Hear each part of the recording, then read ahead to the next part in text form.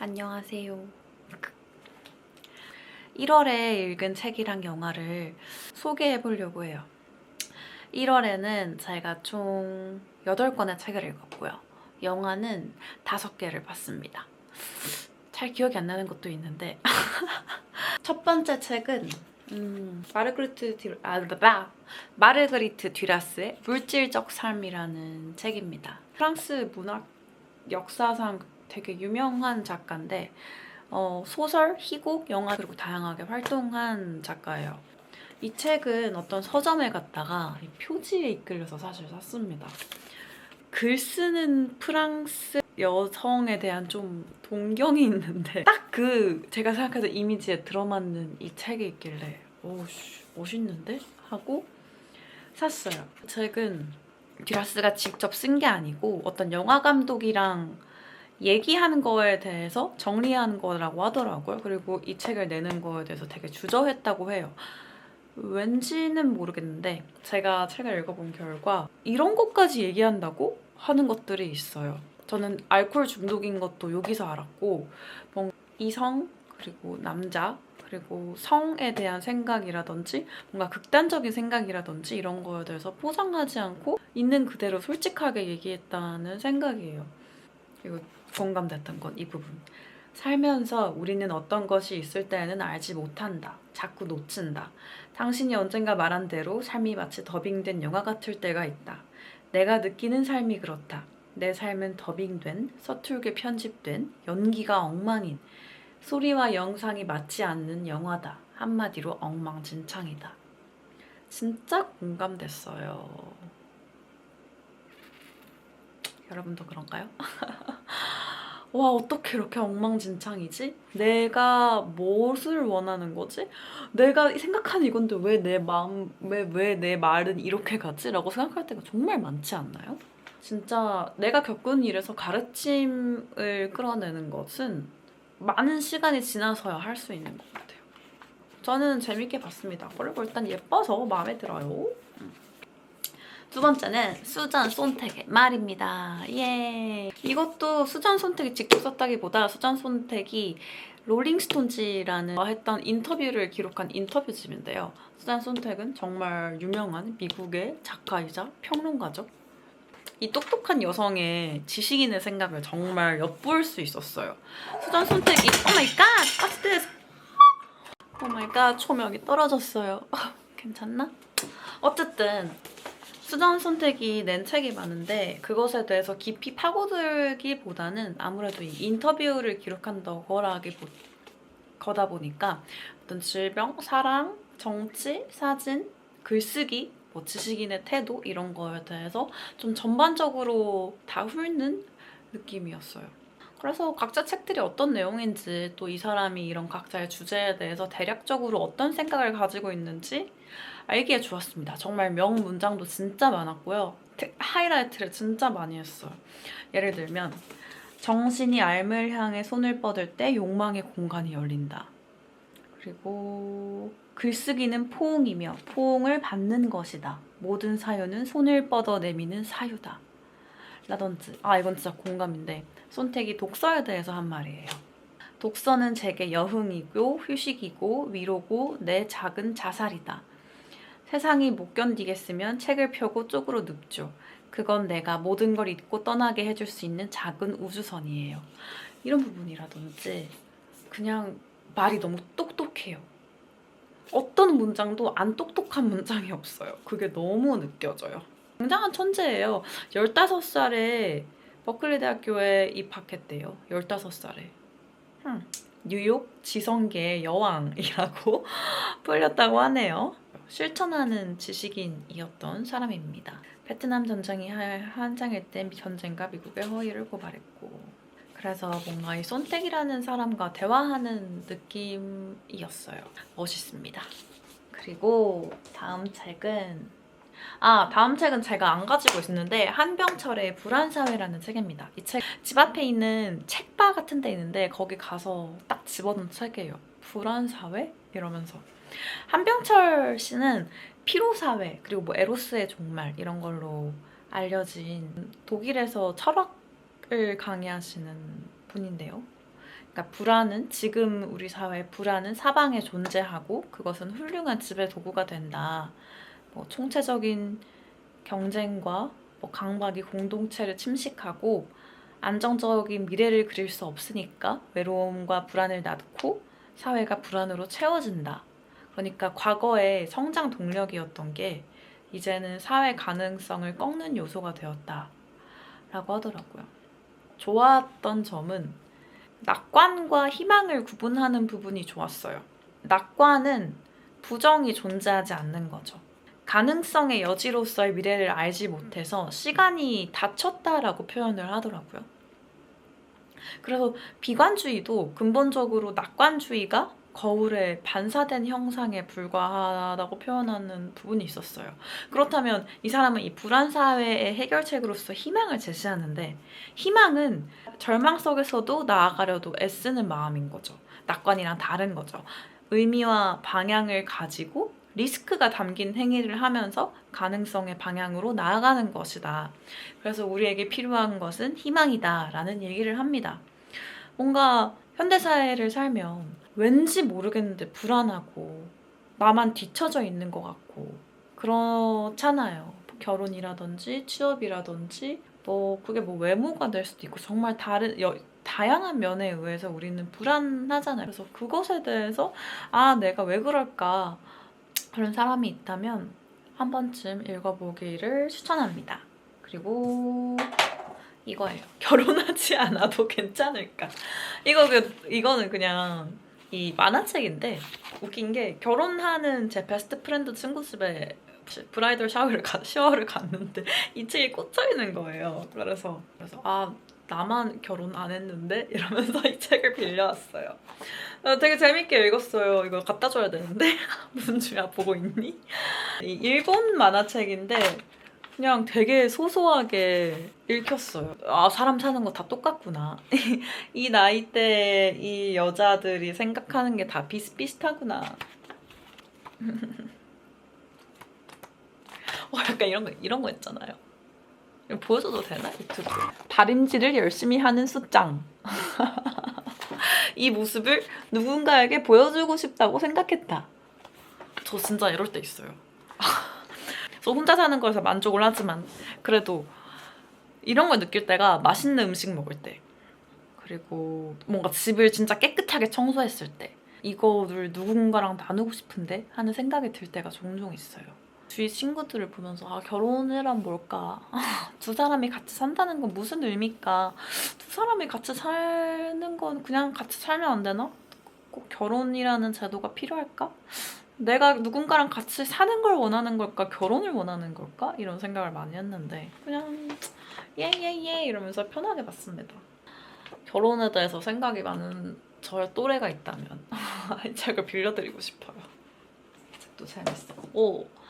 그리고 다음은 또 없네? 빅터 프랭클의 죽음의 소용소라는 책인데 제가 아마 이번 브이로그에서 한번 소개를 했을 거예요. 이 책은 빅터 프랭클 씨가 정신과 의사였는데 아우슈비츠에서 지냈던 분이에요. 그 아우슈비츠 수용소 안에서 관찰을 한 거죠. 이 사람이 관찰한 게 똑같은 지옥인데 어떤 사람은 끝까지 인간성을 지키더라는 거. 그래서 똑같은 조건 속에서도 완전히 다른 인간들을 나타나는데 그렇다면 무엇이 그렇게 만드는가? 예를 들면 빵 한 조각이 있을 때 누군가는 그 빵 한 조각을 숨기고 누군가는 그 빵 한 조각을 나누고 누군가는 빵 때문에 폭력이 일어나고 이런 거에 대해서 관찰하고 쓰고 분석을 한 책인데 감동적이었어요. 아우슈비츠 자체가 굉장히 가혹한 환경이잖아요. 심지어 그런 환경에 있더라도 우리가 어떤 태도로 있을 건지는 우리가 선택할 수 있다. 아우슈비츠 수용소 안에서 사람들의 사망률이 제일 높은 게 크리스마스였나? 되게 중요한 성탄절 직후였대요. 그러니까 사람들이 이날에는 그래도 가족들을 만날 수 있겠지? 라는 기대가 있기 때문에 버티는데 이게 아니라는 그게 생기는 순간 기대를 놓는 거죠. 그래서 그때 사망률이 제일 높았대요. 살아가는 데 있어서 기대가 정말 중요하구나. 그래서 왜 살아야 되는지 아는 사람은 그 어떤 상황도 견딜 수 있다라는 말도 하고요. 이 정말 힘든 상황을 아내에 대한 마음으로 초월하는 마음을 가진 적이 있거든요. 거기서 회상하는 장면이 너무 아름다웠어요. 나태주 시인의 시도 생각이 났고, 이제 나는 너 없이도 너를 사랑할 수 있다라는 이 분이 아내를 생각하면서 그 어려운 상황을 좀 견디는 장면이 나와요. 근데 그때 이제 나는 아내가 없어도 아내를 사랑하는 그런, 아내가 없어도 아내와 대화하고 이런 장면들이 나오는데, 저런 사랑은 뭘까 하고 되게 많은 생각을 하게 했던 책이에요. 그래서 이분 나중에 로고테라피라는 심리치료, 국어에 대한 이론적인 말도 있고 재밌었던 책입니다. 다음은 이 글쓰기를 배우지 않기라는 책입니다. 표지가 예뻐서 샀어요. 그냥 글쓰기를 알려주는 책인데 제목이 글쓰기를 배우지 않기다? 궁금한데? 라고 샀습니다. 이 사람이 그 프리라이팅이라는 개념을 먼저 한 사람이라고 해요. 그래서 아무리 어설프고 미숙한 생각이라도 이를 그냥 모조리 종이 위에 다 적어 나가고 그리고 그 다음에 글을 수정하고 편집하라는 거죠. 그래서 여기서 이렇게 얘기해요. 무질서와 나쁜 글을 기꺼이 받아들여야 한다. 내가 지금 쓰고 있는 내용이 얼마나 쓸만한 것인지 걱정하지 않아야 한다. 그래서 통제 조심성을 포기하기만 한다면 나도 괜찮은 글을 쓸 수 있다. 엉망으로 쓰더라도 어떻게든 초고를 완성해라. 그래서 이걸 보고 제가 나도 이런 거 한번 해봐야겠다라고 생각해서 친구랑 억지로 카톡 오픈방을 만들어서 매일매일 10분씩 무조건 쓰기 이라는 걸 하거든요. 도움이 되는 것 같아요. 배터리가 없어. 나쁘지 않았어요. 일단 예뻐서 마음에 들어요. 이거랑 비슷한 책이 또 있어요. 다음 책은 사진에 대한 방법. 필립 헙키스의 사진 강의 노트. 이거는 사실 12월 말에 읽었던 책이에요. 근데 왜 가져왔냐면 제가 최근에 센트럴파크 영상을 올렸는데 그 센트럴파크에 갔던 게 이 책을 읽고 여기서 나오는 방법을 해보고 싶어서 나갔던 거였거든요. 그래서 그 센트럴파크에 가서 여기 나오는 어떤 과제를 수행하고 그거를 담은 영상이었어요. 조회수는 100명밖에 안 나왔지만 이것도 사실 표지가 예뻤어요. 어떤 서점에서 봤는데 표지가 너무 예쁘다. 그래서 기억을 하고 있었고 또 마침 사진 찍어보고 싶네? 사람들은 사진을 왜 찍을까? 생각하면서 한번 사봤습니다. 되게 유명한 아저씨래요. 이 필립 헙키스 씨. 필립 헙키스 씨. 여튼 사진은 아예 처음 접해보는 사람이고 사진에 흥미를 가지고 싶은 사람도 괜찮을 것 같고 입문자들에게 추천해요. 여러 가지 연습이 있어요. 첫 번째 과제 이러면서 첫 번째 과제 한 가지 주제로 사람, 장소, 물건 여러 가지 물건이 섞인 것 한 통을 찍는다. 제가 센트럴파크에서 한 거는 찍고 싶은 걸 찍고 뒤돌아서 바로 찍는다. 뭐 이런 것도 있고 빛에 대해서 찍는다 이런 것도 있고 사진에 대한 단상들도 많아요. 만족했던 책이에요. 사실 아직 사진을 왜 찍는가? 사진에 대한 흥미가 그렇게 크게 많이 생기진 않았지만 여기서 마지막 과제가 그거거든요. 셀프 포트레이트 찍어보기. 저 그거는 한번 찍어볼 것 같아요. 또 나중에 공유할 수 있으면 공유할게요. 셀프 포트레이트를 찍고 어떻게 나오는가. 사진을 찍는 걸 좋아하는 사람들 보면 신기해요. 그래서 사진을 왜 찍지? 왜 좋아하지? 라는 걸 궁금했었는데 헙키스 씨의 사진에 대한 생각과 아까 그 소개했던 수전 솜택의 사진에 대한 생각과 뭐 사람마다 다 다른 것 같아요. 정답이 없어요. 여튼 사진 강의 노트. 그리고 다음은 마지막 책입니다. 저 목이 아파요. 마지막이 아니네. 시집이 하나 있네.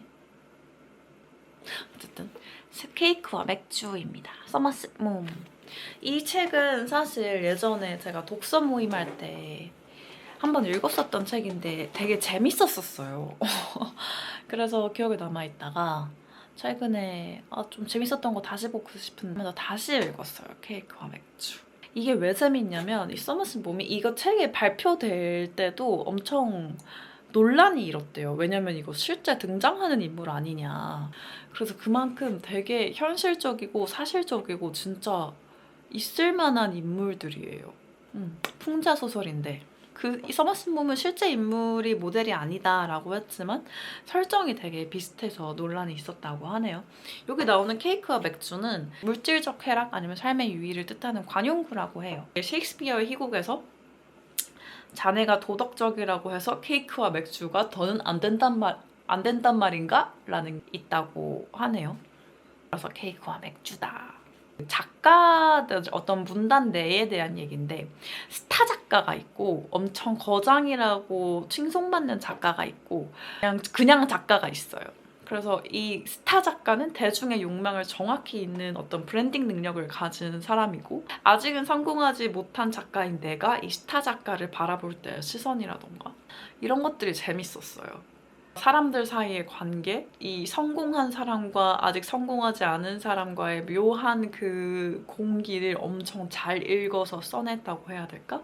약간 홍상수 씨 영화 보는 느낌도 들었고 그래서 여기에 되게 흥미로운 로지라는 여자 인물이 나오는데 이 로지라는 인물은 책에서 정말 유일하게 자유로운 인물이에요. 로지라는 인물을 바라보는 시선과 그 로지라는 인물이 하는 선택이라던가 근데 인물들의 관계가 되게 재밌었던 책이에요.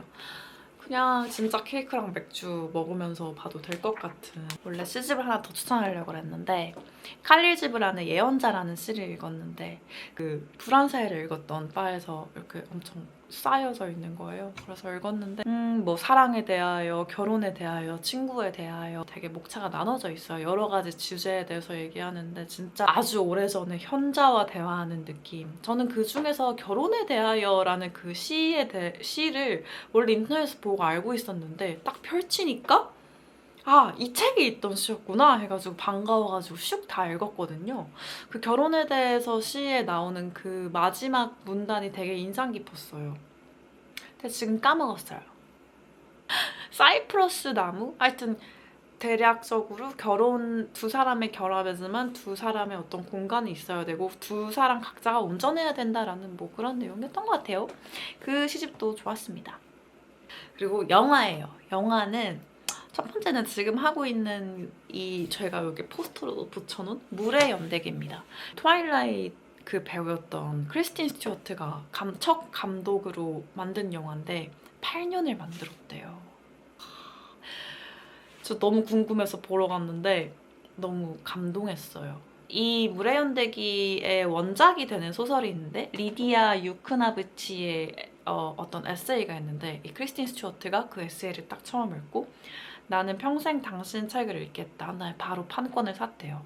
이 내용 자체가 뭐 폭력, 중독, 성, 글쓰기, 몸 되게 여러 가지 주제가 있는데 그것들을 담아냅니다. 편집이나 어떤 연출 방식도 실험적이었어요. 이걸 보고 전 크리스틴 스튜어트 완전 팬이 돼가지고 멋있어요. 근데 약간 트라우마를 촉발할 수 있는 장면이 있으니까 만약에 그게 좀 걱정된다 하시는 분은 마음의 준비를 하고 가셔야 돼요. 4.5점. 그리고 다음은 시라트. 시라트는 4점이에요. 뭐 괜찮았어요. 아니 제가 이거를 특이했던 게 이게 무슨 어떤 영화관에서는 댄스 같이 막 춤추면서 상영하는 데가 있다는 거예요. 그러니까 여기에 레이브 파티가 처음에 시작이어서 테크노 음악이 엄청 나와요. 사람들 막 춤추고 음악이 좋아요. 그래서 앉아서 보면서 춤추고 싶다는 사람들 왜 그런지 알겠다 하면서 봤는데 나중에는 스포가 될 수 있으니까 여기까지 하겠습니다. 여튼 되게 좋은 평을 받고 있어요. 그리고 세 번째는 원 배틀 애프터 어나더입니다. 이 책 이거는 제가 5점 줬어요. 5점. 안 보이네? 5점을 줬습니다. 작년에 이게 되게 개봉해서 이슈가 많이 됐는데 그때는 못 보고 아쉬웠는데 이번에 아카데미 노미네이트 됐다고 해서 다시 상영을 하더라고요. 3시간짜리 영화여서 이거는 진짜 영화관에서 봐야겠다 하고 봤는데 너무 재밌었어요. 저 이렇게 3시간 동안 완전히 몰입한 게 너무 오랜만이에요. 그래서 무조건 5점입니다. 또 소설이 원작이 있다고 해요. 뭐 혁명과 반란과 세대의 갈등과 전쟁과 어떤 인종과 여러 가지를 다루는데 너무 대단한 게 유머와 재미를 한순간도 잃지를 않아요. 너무 대단한 것 같아요. 에너지가 넘칩니다. 이거는 모두에게 추천해요. 그러고 다음은 이제 다시 시작하려고 해. 호나스 트루에바. 3.5점이네요. 근데 저는 이 영화 좋았어요. 소개글이 너무 재밌었어. 14년을 함께한 커플이 헤어지기로 하고 이별 파티를 약속한다. 과연 될까? 주위 사람들 실제로 다 미쳤다고 합니다. 여자 주인공의 아버지가 문학광, 영화광인데 아빠가 원래 이별을 축하해야 된다고 했어 라고 하면서 이 이별 파티가 과연 진행이 될까? 진행 과정에서 있는 일들을 만든 영화예요. 한 장면이 되게 머리에 남아있어요. 커플의 등이 나오는 대화 장면인데 그냥 그게 너무 아름다웠어요. 어떤 사람의 등을 보는데 앞모습이 상상될 때 내가 이 사람을 좀 오래 알았구나 생각이 들거든요. 그냥 등이 너무 애틋할 때, 엄마의 등을 밀어줄 때도 그렇고 친구의 등을 볼 때 뭔가 안아주고 싶을 때라던가 몰라, 등을 보면 좀 그래요. 안지 얼마 안 됐거나 그러면 앞모습만 보니까 저 장기연의 커플은 서로의 등이 되게 익숙하겠구나 이런 생각도 들고 그냥 등을 보면 이 사람이 어떤 무게를 지니고 있는가 생각하게 되는 것 같아요. 그래서 이 영화도 설정이 재밌었다. 그래서 3.5점. 그리고 개들의 섬이라는 것도 봤네요. 이거는 3점인데 사실 잘 기억이 안 나요. 이걸 보면서 친구랑 얘기를 하면서 봐가지고 근데 이 클레이 애니메이션이 너무 귀여워서 스탑모션 기법으로 못 찍었다 이렇게 해가지고 알고는 있었어요. 근데 잘 기억이 안 나네요. 할 말이 없어요. 그냥 뭔가 그 질감이 귀엽다. 개들에 대한 얘기 할 말이 없어요. 다음에는 해상화.